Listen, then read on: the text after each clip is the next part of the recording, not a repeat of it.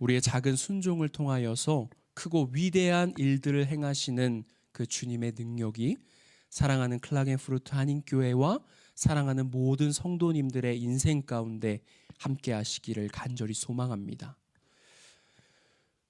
여러분은 누군가의 인생에 있어서요, 아주 큰 그런 변화가 일어나는 그 순간을 함께 해보신 적이 있으십니까?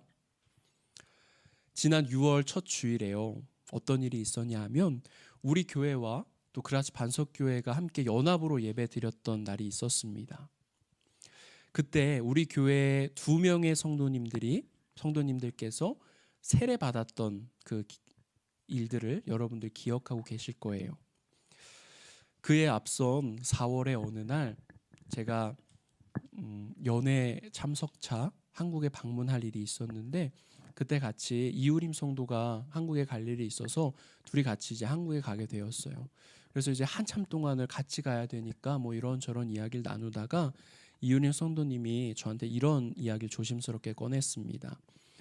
전사님, 저 이제 곧 학업을 마치고 한국으로 돌아가야 하는데 한국으로 돌아가기 전에 세례를 받고 싶습니다.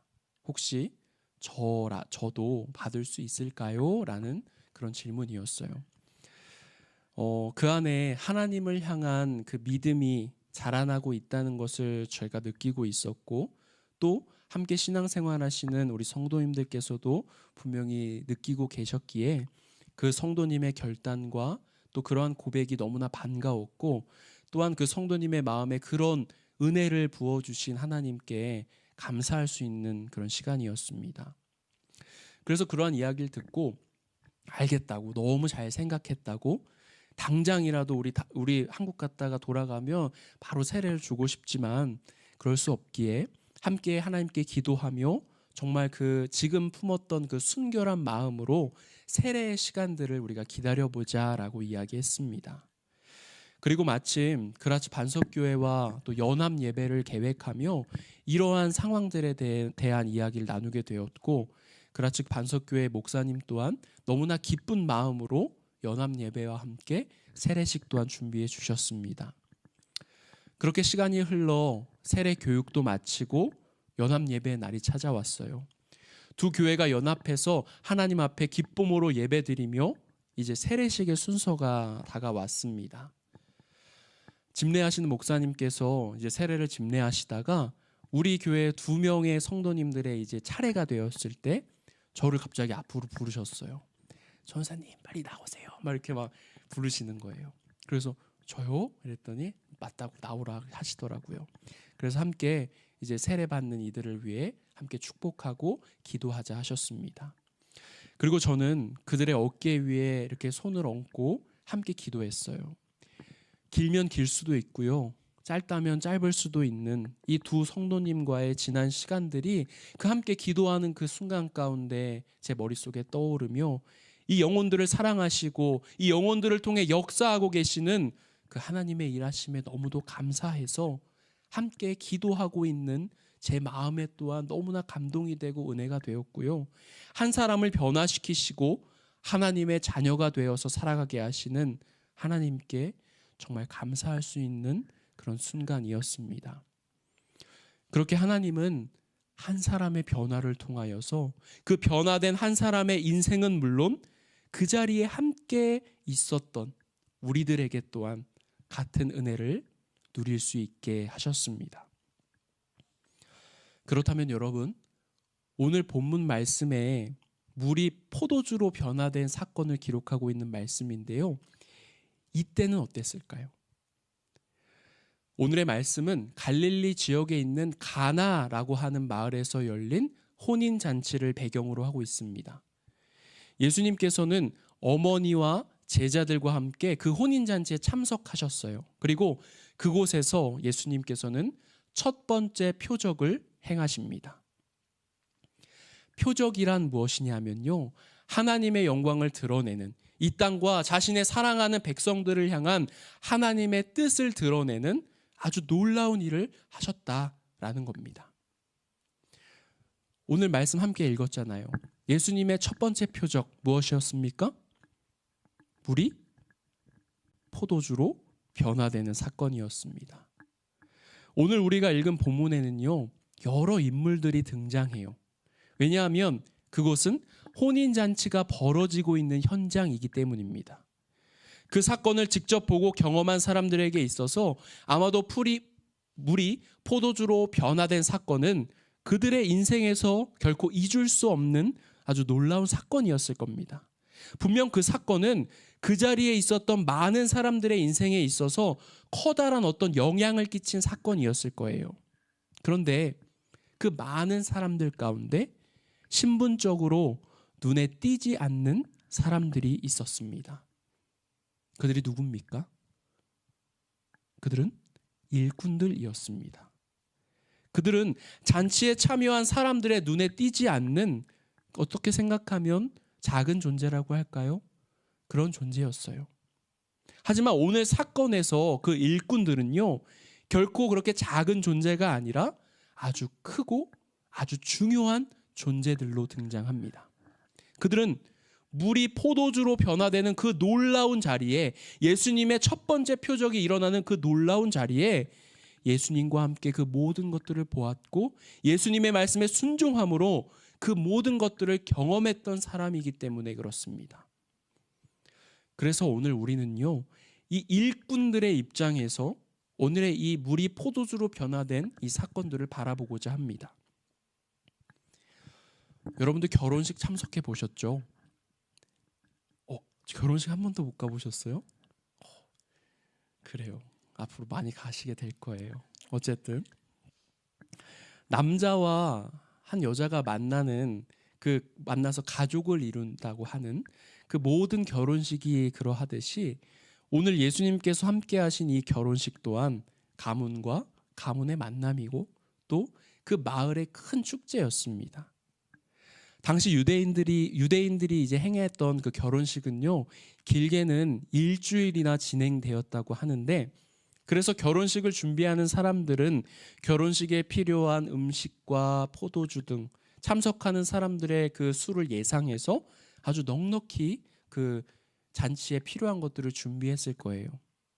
그 중에서요, 포도주라고 하는 것은 유대인들에게 아주 중요한 빼놓을 수 없는 음료이고 또 잔치상에 빠지지 않는 그런 메뉴였습니다.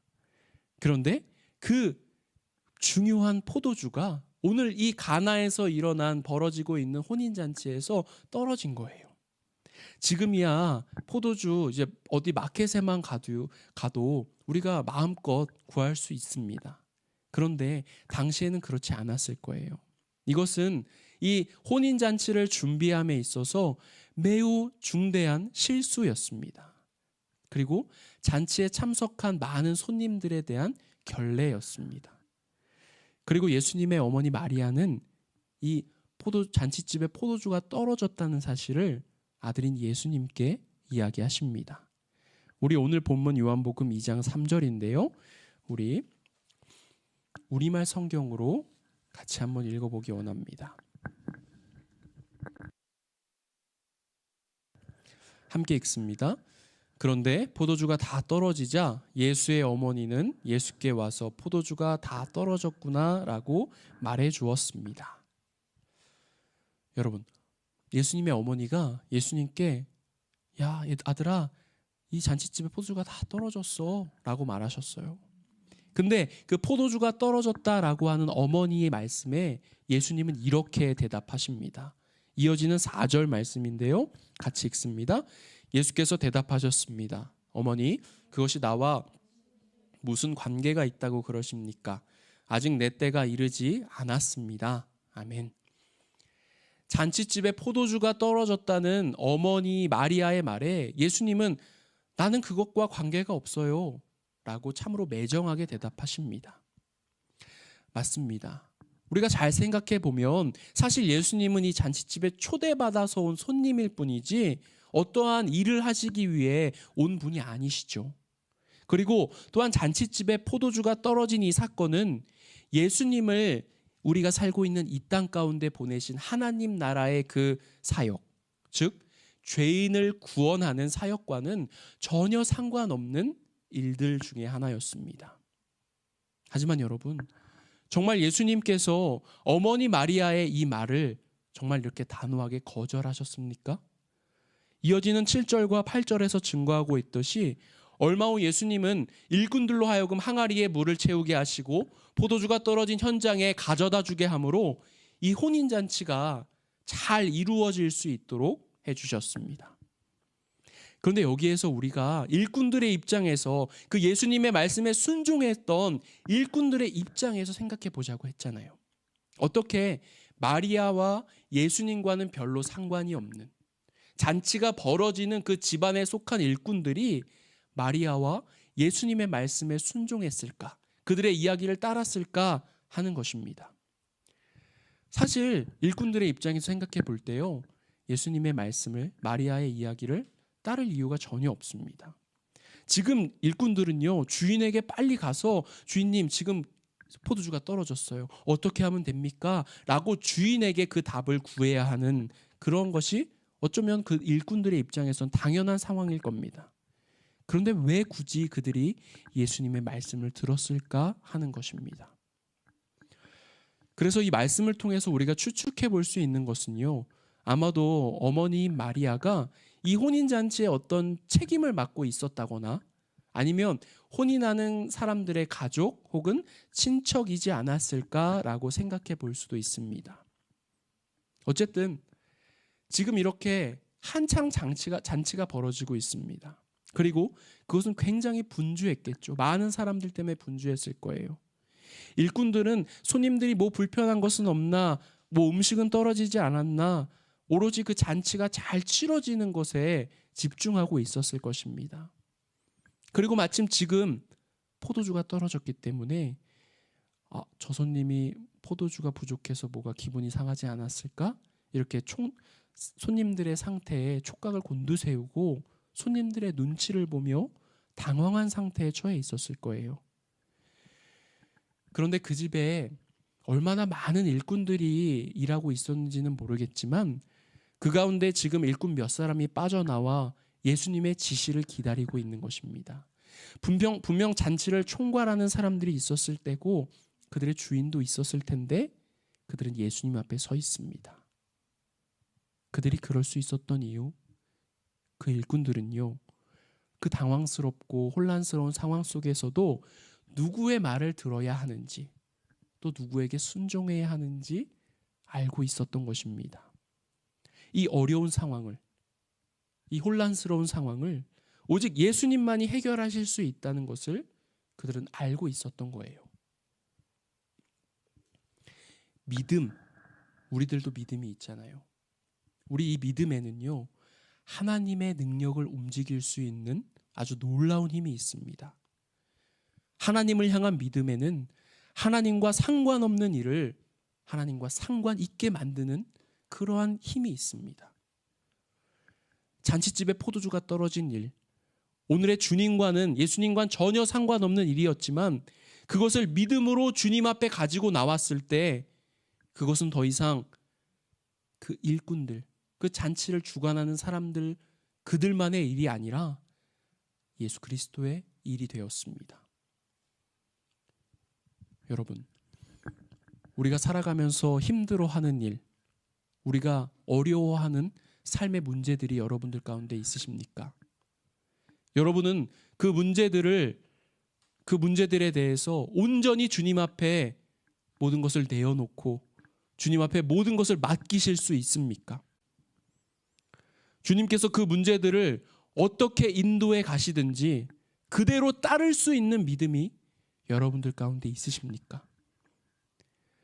우리에게 그런 믿음의 결단이 있을 때 그것은 더 이상 나만의 문제가 아니라 주님과 상관 있는 문제가 되는 것입니다. 그리고 그러한 믿음을 통해 주님께서는 우리 앞에 문제들과 어려움들 가운데 주님의 능력과 주님의 일하심으로 반드시 함께하여 주십니다.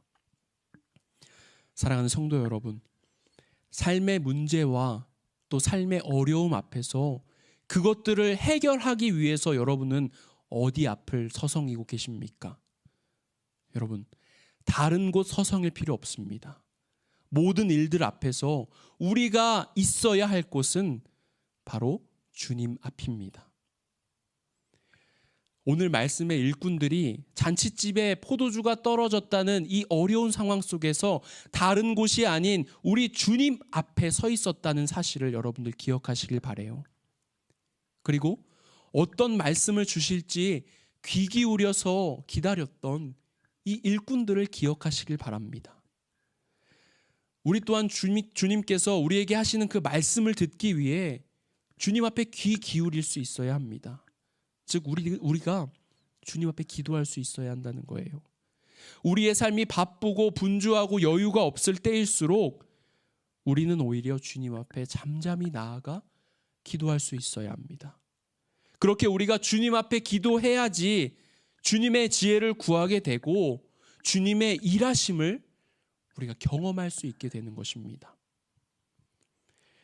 마가복음 11장 23절과 24절은 우리에게 이렇게 증거하고 있습니다. 우리 마가복음 11장 23절과 24절 말씀 같이 한번 읽어보기 원합니다. 함께 읽습니다. 내가 너희에게 진실로 말한다. 누구든지 저 산에게 들려서 바다에 빠져라 하고 마음에 의심하지 않고 말한 대로 될 줄 믿으면 그대로 이루어질 것이다. 그러므로 내가 너희에게 말한다. 무엇이든지 너희가 기도하고 간구하는 것은 이미 받은 줄로 믿으라. 그러면 너희에게 그대로 이루어질 것이다. 아멘. 어떠한 상황 속에서도 주님 앞에 나와 잠잠히 주님의 말씀을 기다릴 수 있는 우리의 믿음은 주님의 마음을 움직이게 하는 힘이 있습니다. 놀라운 역사를 일으키는 힘이 있습니다. 그 커다란 산도 움직일 수 있는 믿음이, 또한 생명력 있는 기도가 우리의 삶에 반드시 필요함을, 그리고 그 믿음을 주님께서 이미 우리 안에 넣어 주셨음을 기억하는 우리 모두의 삶이 되기를 간절히 소망합니다. 이제 예수님께서는요, 당신의 말을 기다리고 있는 일꾼들을 향하여 말씀하십니다. 우리 이어지는 본문 요한복음 2장 6절과 7절 말씀 빠르게 읽어봅니다. 가까운 곳에 돌 항아리 6개가 놓여 있었습니다. 그것은 유대 사람들의 정결 의식에 쓰이는 것으로서 각각 물 2-3메트레테스 들어가는 크기의 항아리였습니다. 예수께서 한인들에게 말씀하셨습니다. 저 항아리들의 물을 채우라. 그러면 그들은 항아리마다 물을 넘치도록 가득 채웠습니다. 아멘. 여러분, 잔치가 치러지는 이 집에요, 정결 의식에 쓰이는 큰 항아리가 6개 있었습니다. 그리고 예수님께서는 그 항아리들의 물을 채우라라고 일꾼들에게 말씀하십니다. 오늘 우리가 두 번째로 생각해 볼 것은 왜 일꾼들이 포도주가 떨어진 상황에서 항아리에 물을 채워 넣으라 하시는 그 예수님의 말씀을 그대로 행했을까입니다. 일꾼들이요, 예수님이 저기 항아리에 물을 채우라고 하시니까 채우면 저게 포도주가 되겠지? 라는 것을 이미 알고 있었을까요? 그렇지 않았을 거예요. 이 항아리는 이 정결 의식에 쓰이는 항아리라고 했잖아요. 이 항아리는요, 먹는 물을 담는 용도로 쓰는 그런 사용되어지는 것이 아니라 정결 의식, 즉 몸을 씻어내는 물을 담는 그런 항아리였습니다. 그런데 예수님께서 그 항아리에 물을 채워 넣으라고 하시니 일꾼들은 예수님이 무엇을 하실지 짐작조차 못했을 겁니다. 하지만 예수님의 말씀에 그 일꾼들이 어떻게 합니까? 그들은 이 말씀에 보면 왜요? 도대체 왜요? 이렇게 물어보지 않죠. 그들은요, 예수님의 그 말씀에 순종해서 6개나 되는 그 큰 항아리에 물을 채워 넣었습니다. 그 항아리의 크기가 어느 정도였냐 하면요, 물 2-3메트레테스 정도 들어간다고 이렇게 우리말 성경에 기록하고 있는데 1메트레테스가 39.5리터 정도 된다고 해요. 그러니까 한 100리터 정도 되는 아주 꽤 큰 항아리 6개에 물을 채우라라고 예수님께서 명령하셨던 거예요. 저희 둘째가요, 분유를 먹어요. 아직 분유를 먹습니다. 근데 저희들이야 수돗물 정수해서 이렇게 마실 물을 먹곤 하지만 둘째는 그래도 귀하잖아요. 그래서 생수를 사서 먹입니다. 분유를 타서 먹입니다. 그런데요, 여러분, 집에 혹시 생수 사 드시는 분 있으세요? 생수 사 드세요? 그래요. 우리 공감이 될 것 같아요. 집에 생수가 떨어져 가면 참 제 마음이 어렵습니다. 왜냐하면요, 이제 뭐 이렇게 한 통만 사서 집에 갈 수도 있지만 저희 집은 대부분 이렇게 6개들이 1.5리터 6개들이 이렇게 하나씩 이렇게 사갖고 놓는데, 그거 사가지고 가려면 힘들잖아요. 그 묶음이 총 몇 리터인지 저 사실 계산해 본 적이 없거든요. 그냥 물이 떨어졌어요 하면 그냥 네 이러고 가서 그냥 사오는 거죠. 근데 몇 리터인지 계산해 본 적이 없었는데, 이번 주에 제가 이게 항아리에 물을 이런 거 계산하고 생각하다 보니까 그 1.5리터짜리 6개들이가 9리터더라고요. 그리고 생각했습니다. 나는 그거 9리터 사오라고 하는 것도 힘들고 이제 집에 물이 떨어져 가면 마음이 어려운데, 이 일꾼들이 100리터짜리 항아리 6개를 채울 때 얼마나 힘들었을까? 나라면, 내가 그 일꾼들이었다면 예수님이 너희들 가서 저기에 물 채워라 라고 이야기하셨을 때 어떻게 행동했을까? 새삼 예수님의 말씀에 아무런 말도 없이 순종했던 이 일꾼들의 믿음이 대단해 보였습니다. 사랑하는 성도 여러분, 주님 말씀에 순종할 때 물이 포도주로 변화되었던 것처럼 그때 우리 또한 변화될 수 있습니다. 주님께서는 우리를 새롭게 하시기 위해서 죄인이 변하여 의인이 되게 하시기 위해서 이 땅 가운데 오신 분이십니다. 여러분들은 주님 앞에 새 사람으로 변화되고 싶지 않으십니까? 우리 모두가 주님의 말씀에 순종할 수 있기를 소망합니다. 우리가 주님의 말씀에 순종하면 주님이 우리를 바꾸어 놓으십니다. 주님께서 우리의 삶을 풍성한 삶으로 바꾸어 놓으십니다. 고린도후서 5장 17절 말씀은 이렇게 증거하고 있습니다. 그런즉 누구든지 그리스도 안에 있으면 새로운 피조물이라. 이전 것은 지나갔으니 보라 새 것이 되었도다. 아멘. 누구든지 그리스도 예수 안에 있으면 새로운 피조물로 변화될 수 있습니다. 이 사실을 기억하며 우리의 생각과 우리의 기준이 아닌 오직 주님 말씀에 순종함으로 우리가 변화되어 살아가는 우리 모두가 되기를 원합니다. 이제 이 큰 100리터나 들어갈 수 있는 이 큰 항아리 6개에 물이 다 채워졌습니다. 그리고 예수님은 말씀하시죠. 이제 그 항아리에 물을 떠서 잔치 책임자에게 가져다 주어라 라고 말씀하십니다. 지금 잔치집에는요, 마실 물이 부족한 것이 아니라 포도주가 부족한 상황입니다. 근데 예수님은 물 떠온 그 항아리에서 떠서 갖다 주라 이야기하십니다. 일꾼들 입장에서요, 나 지금 이 물 퍼갖고 가지고 가면 나 쫓겨날 텐데, 나 혼날 텐데, 이렇게 생각할 수 있는 그런 상황입니다. 그런데 그들이 어떻게 합니까?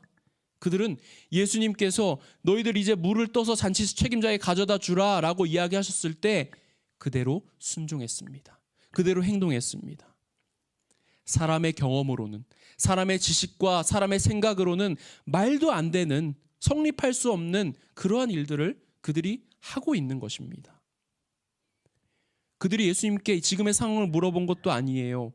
예수님, 이거 어떻게 된 거예요? 변한 거예요? 물어본 것도 아니고요. 항아리에 있는 물을 찍어 먹어본 것도 아닙니다. 그들은 그저 자신들의 생각을 모두 내려놓고 주님이 말씀하셨기 때문에 그 말씀에 순종한 것입니다. 그렇게 일꾼들은 물이 든 항아리를 잔치 책임자에게 가져다 주었습니다. 이어지는 본문 요한복음 2장 9절과 10절의 말씀입니다. 우리 한 목소리로 같이 읽어봅니다. 잔치 책임자는 물이 변해된 포도주를 맛보았습니다. 그는 그 포도주가 어디에서 났는지 알지 못했지만 물을 떠온 하인들은 알고 있었습니다.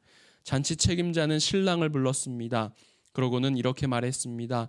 누구든지 처음에는 맛 좋은 포도주를 내오다가 손님들이 취하면 덜 좋은 포도주를 내는 법인데 당신은 가장 좋은 포도주를 지금까지 남겨두었군요. 물이 포도주로 변했습니다. 그것도 아주 맛 좋은 최상급의 포도주로 변화되었습니다. 지금의 이 상황들을 사람들은 알지 못합니다. 오직 일꾼들만이 이 모든 것을 예수님께서 행하신 기적, 표적이었다는 것을 알고 있습니다. 세 번째로 우리가 생각해 볼 수 있는 것은 주님 말씀에 순종함으로 이 모든 상황들을 지켜보았던 일꾼들의 그 마음이 어떠했을까 하는 것입니다. 이 항아리에 물을 누가 떠왔죠? 일꾼들이 떠왔어요. 자신들이 떠왔던, 분명히 물을 떠왔는데 그 물이 포도주가 된 거예요. 물이 포도주로 변한 것을 보면서 일꾼들은 깜짝 놀랐을 것입니다. 예수님의 말씀대로 했더니, 예수님의 말씀을 순종했더니 지금 이 혼인 잔치 가운데 처한 가장 어려운 문제가 해결되었던 것입니다.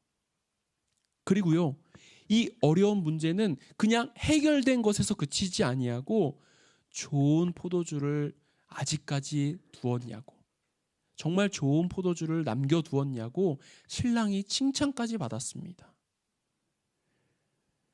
일꾼들은 이러한 일련의 상황들을 바라보며 기뻤을 거예요. 뿌듯했을 것입니다.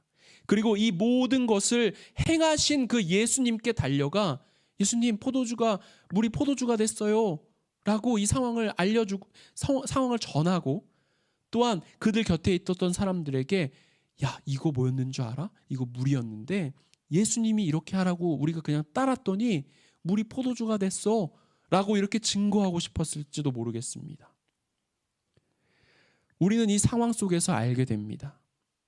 기쁨이라는 것은요, 그 일을 함께한 사람들이 누릴 수 있게 된다는 것을 우리는 알게 됩니다. 주님의 은혜는 주님의 말씀에 순종한 사람들이 누리게 된다는 것을 우리는 알게 됩니다. 사랑하는 성도 여러분, 어떠한 상황 속에서도 주님의 말씀에 귀를 기울이고 그 말씀에 순종한 사람이 그 은혜를 누리고 또한 기쁨을 얻는다는 그 사실을 여러분들 기억하시길 바랍니다. 주님을 믿고 주님의 말씀에 순종할 수 있는 우리 모두가 되기를 원합니다. 모든 문제를 주님께 내어놓고 주님과 상의할 수 있는 그러한 습관이 우리의 삶이 되기를 간절히 원합니다. 오늘 말씀을 마치겠습니다.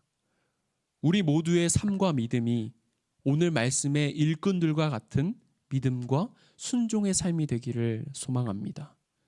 우리 예수님께서는 물을 포도주로 바꾸셨던 그 변화를 통하여서 일꾼들에게는 믿음의 확신과 믿음으로 인한 기쁨을 그들에게 주셨고, 그 잔치에 참여했던 모든 사람들에게는 아주 맛 좋은 포도주를 맛볼 수 있는 그 잔치의 기쁨을 누리게 하셨음을 여러분들 기억하시길 바랍니다. 여러분, 이 기쁨이 어디에서 시작되었다고요? 이 기쁨은 일꾼들의 아주 작은 순종에서부터 시작될 수 있었습니다.